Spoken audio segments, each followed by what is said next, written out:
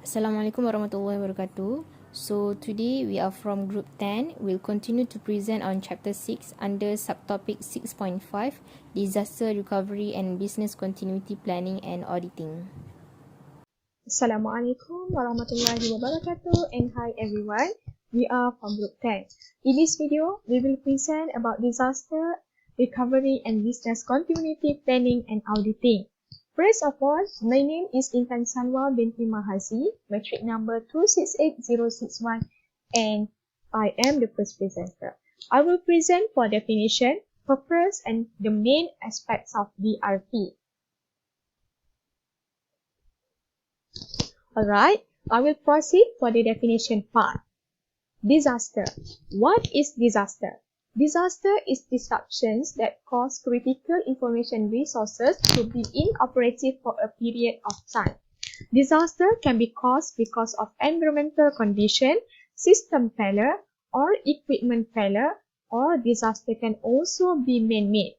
Any incident that can take more than acceptable amount of time to recover, or if it has more than acceptable range of consequences, can be called as disaster. The example of disaster are weather, terrorism, disruption in expected service, human error, and so on. Disaster can be short or may last for a long time, but when an organization is ready for any adversity, it thrives hard and survives. Disruption can lead to lost revenue, brand damage, and dissatisfied customers. And the longer the recovery time, the greater the adverse business impact. Therefore, a good disaster recovery plan should enable rapid recovery from disruptions, regardless of the source of the disruptions. The business continuity plan includes, first, the disaster recovery plan that is generally the plan to be followed by the business units to recover a harmed or demolished facility or business functionality or an operational facility. Then the operation plan that is to be followed by the business units to get by while recovery is taking place. Everything is the same as in the case of the business continuity planning or disaster recovery plan, with the exception that the continuity of the information system processing is threatened.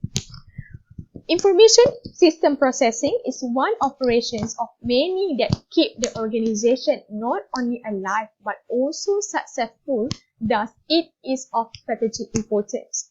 Thus, the event to be controlled is such a disruption that the objective of the control measure is to survive an interruption of the information system processing. Throughout the planning process of business continuity, the overall plan of the organization should be taken into consideration. All its plans must be consistent with and support the corporate business continuity plan. This means that especially those information processing systems must have the more elaborated and ready-to-start reserve processing facilities that support key operations. Next, purpose and main aspects of DRP. Purpose of DRP is to enable a business to continue offering critical services in the event of a disruption and to survive even a disastrous interruption of its activities. Next is the main aspects of DRP. The business continuity planning has to take into consideration, first, the market and strategic goals of the corporate, second, the strategic business processes, third, those key operations that are most necessary to the survival of the organization, and the human or material resources supporting them. In the business continuity plan, it includes the disaster recovery plan to recover a facility rendered inoperable, including relocating operations into a new location, and the restoration plan that is used to return operations to normality whether in a restored or new facility, which is only after mitigating the effect of the disruption by restarting the business applications involved. That's all for my part. I will pass for the next presenter. Thank you. Assalamualaikum warahmatullahi wabarakatuh. My name is Nur Ati Razia Kamanti Muhammad Said and my matrix number is 26828 and I will continue to present the objective of disaster recovery planning. So the first objective is to minimize interruptions to the normal operations, which means by having this disaster recovery planning, we can minimize any problems of disruptions that might be happen later on to the normal operations. The second objective is to limit the extent of disruptions and damage. Why limit the extent of disruptions and damage? Because by having this DRP, we can ensure that the disruptions does not spread to any unrelated things. So we can limit it. The third objective is to minimize the economic impact of the interruptions. For example, as nowadays, during this COVID-19 pandemic, when a company having this disaster recovery planning, so the company have a backup plan on how the company will operate normally as usual. Maybe in terms of meeting, they can do an online meeting, so it can minimize the economic impact due to the interruptions. This is because they can continue operate the company as usual, and the economic growth will not be affected. The fourth objective is to establish alternative means of operation in advance, which means by having this DRP, it can provide a planning with effective medium of solution globally if anything happens later on. The fifth one is to train personnel with emergency procedures. For example, when cyber attacks suddenly happen, so when a company applying this DRP, the personnel know the action to be taken after the cyber attacks happen. It's something like early preparation. The management also should regularly train the employees about how to prepare for a data breach or to avoid a data breach in the first place. The last one is to provide for smooth and rapid restoration of service.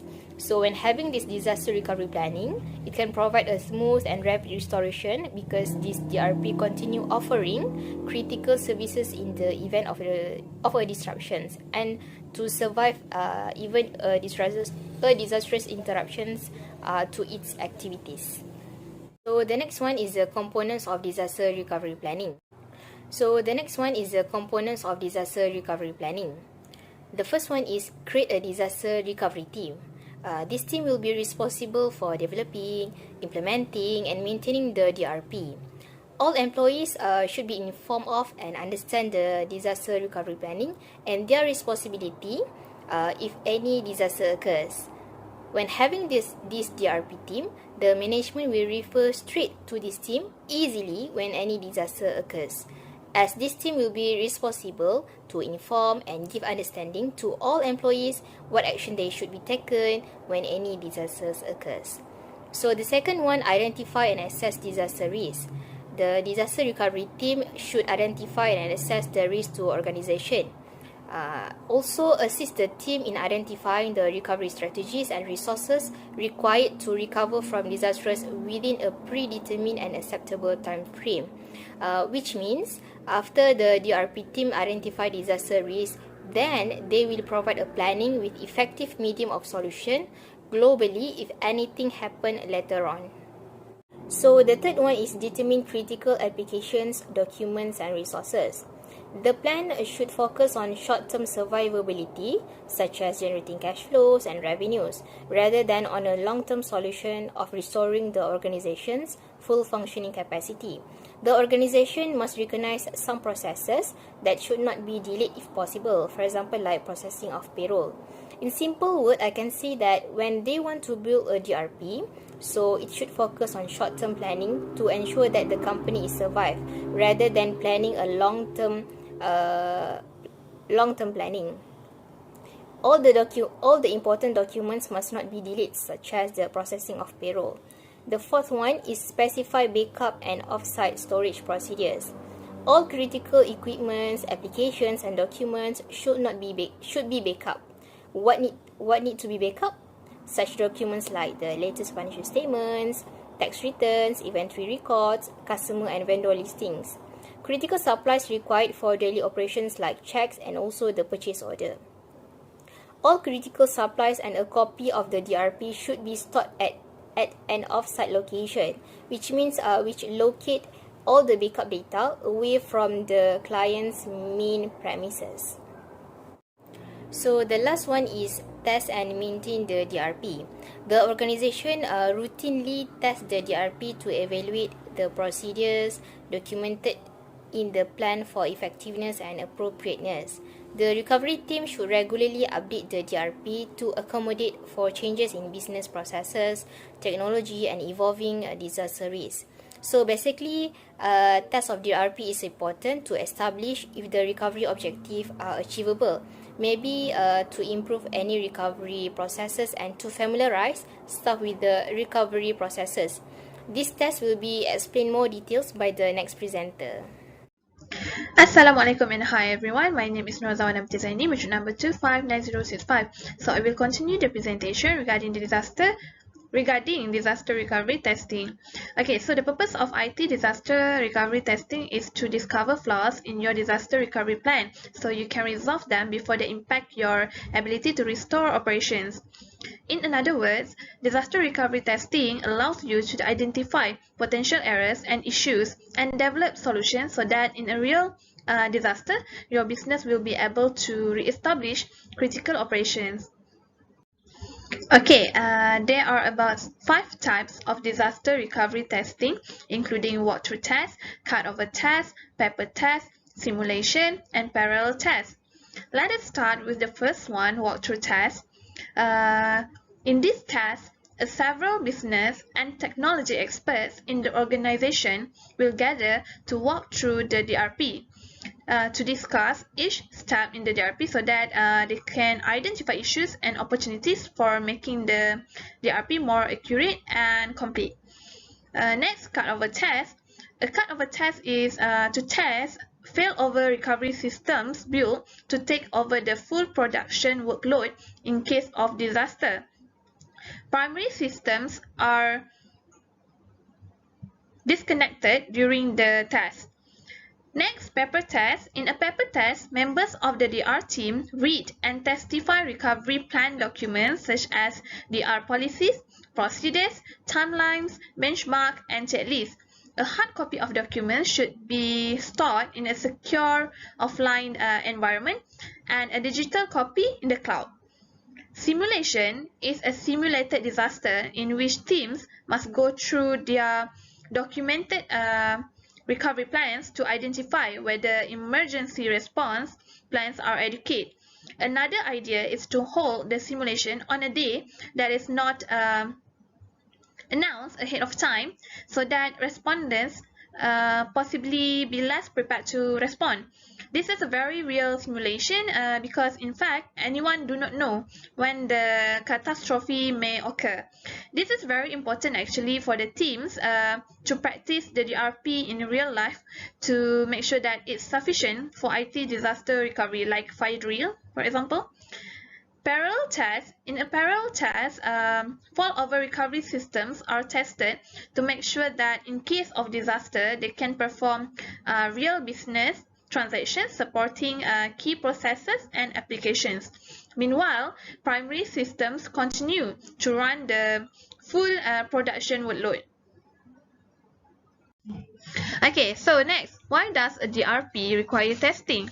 The reason is because to exercise the recovery processes and procedures. Next, to familiarize staff with the recovery process and documentation. Verify the effectiveness of the recovery documentation. Verify the effectiveness of the recovery site. Establish if the recovery objectives are achievable. Identify improvements required to the DR strategy, infrastructure, and recovery processes. Hi, Assalamualaikum. My name is Nushaira binti Muhammad Shuib. My metric number is 261056. I will continue with the next subtopics, which are Recovery Time Objective, RTO, and Recovery Point Objective, RPO. I will also explain the differences between these two recovery objectives. Now, let's start with RTO. So what is Recovery Time Objective? Recovery Time Objective, RTO, is the duration of time and a service level within which a business process must be restored after a disaster in order to avoid any unacceptable consequences associated with a break in continuity. In other words, the RTO is the answer to the question, how much time did it take to recover after notification of business process disruption? In addition, RTO designates the variable amount of data that will be lost or will have to be re-entered during network downtime. RTO also designates the amount of real time that can pass before the disruption begins to seriously and acceptably impede the flow of normal business operation. For example, if RTO is 24 hours, it means the organization determined that the business can maintain operations for the amount of the time without having its normal data and infrastructure available. So if the data and infrastructure are not recovered within 24 hours, the business could suffer irreparable harm. Now let's move to the next recovery objective. The next recovery objective is Recovery Point Objective, or RPO. I will discuss briefly about RPO in the next slides. What is RPO? RPO is a measurement of the maximum tolerable amount of data to lose. In other words, RPO measures how much data you can afford to lose as the result of a disaster. RPO can help the organization to measure how much time can occur between last data backup and a disaster without causing serious damage to the business. On top of that, RPO is very useful for an organization to determine how often to perform data backups. So most businesses backup data at fixed intervals of time such as once every hour, once every day, or infrequently as once every week. Example of RPO is, if the last available good copy of data upon an outage is from 80 hours ago, and the RPO for the business is 20 hours, then the organization is still within the parameters of the business continuity plan's RPO. In other words, it answers the question of up to what point in time could the business process recovery proceed tolerably given the volume of data lost during that interval. So recovery time objective RTO and recovery point objective RPO are two of the most important parameters of a disaster recovery or data protection plan. These are objectives that can guide enterprises to choose an optimal cloud backup and disaster recovery plan. The RPO or RTO, along with the business impact analysis, provides the basis for identifying and analyzing viable strategies for inclusion in the business continuity plan. Viable strategy options include any which would enable resumption of a business process in a time frame at or near the RPO or RTO. At first glance, these two terms appear to be quite similar. However, there are some differences between these two recovery objectives. Now let us differentiate these two recovery objectives in the next slide. The first difference between RTO and RPO is RTO has a broader purpose as it focuses more on downtime of services, applications, and process. This is because RTO sets the boundaries for the whole business continuity management, while RPO focuses solely on the issue of backup frequency. Other than that, RTO concerns with the applications and systems. The measurement includes data recovery but primarily describes time limitations on application downtime. On the other hand, RPO only concerns with the amount of data that is lost following a failure event. Furthermore, RTO looks forward in time where it focuses on the amount of time the organization needs in order to resume the operations, while RPO looks back in time where it focuses on the amount of time or data that the organization are willing to lose. That's all from me. I will pass to the next presenter. Okay, next, I'm going to explain on the types of disaster recovery plan. There are a variety of disaster recovery plans actually, but I'm going to focus on the two types, while the other types will be covered by my other teammates later under IT recovery plan. Okay, the first type that I'm going to cover is called virtualization disaster recovery. It is actually a way to decrease the amount of time or reduce the time needed to perform a full restoration after they have been hit by a disaster.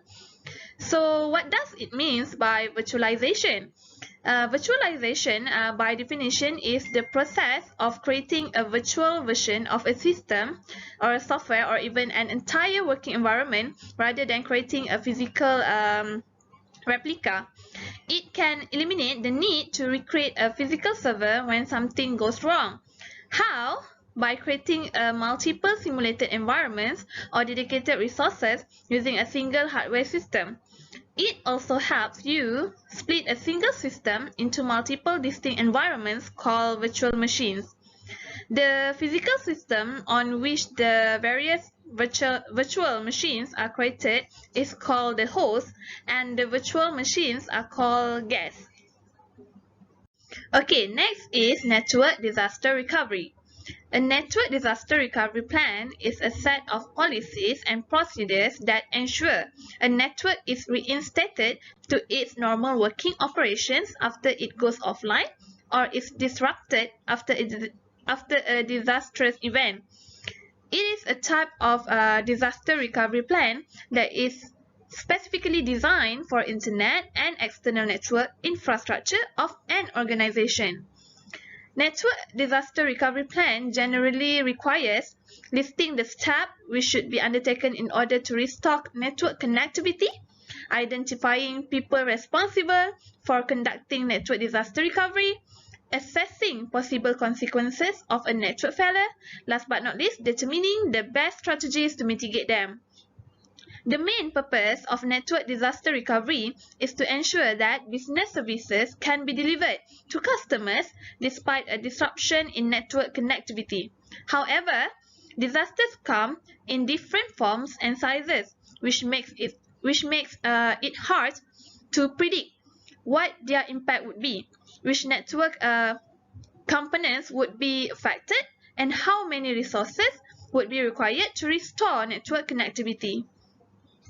Therefore, the best strategy for ensuring a successful network disaster recovery is by preparing for the worst-case scenarios in advance and finding the ways to mitigate their impact. Possible causes of network failures include human errors and network attacks.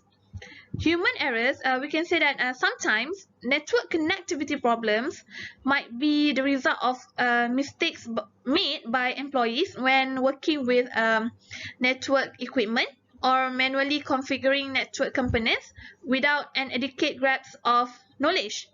While network attacks is a network services that can get disrupted after a cyber attack whose aim is to prevent the organization to deliver its services by forcing it to shut down.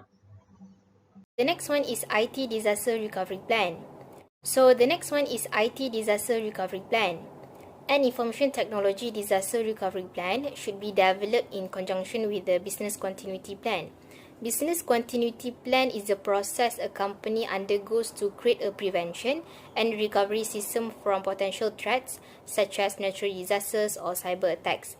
BCP is designed to protect personnel and assets and make sure that they function quickly when disaster occurs.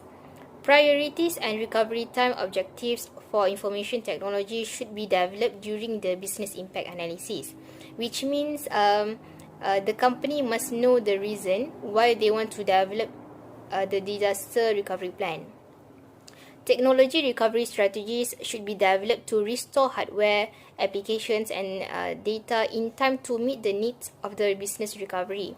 In the simple word, the management must provide a planning with effective strategies or solutions globally if anything happens later on to ensure that the company can run smoothly as normal.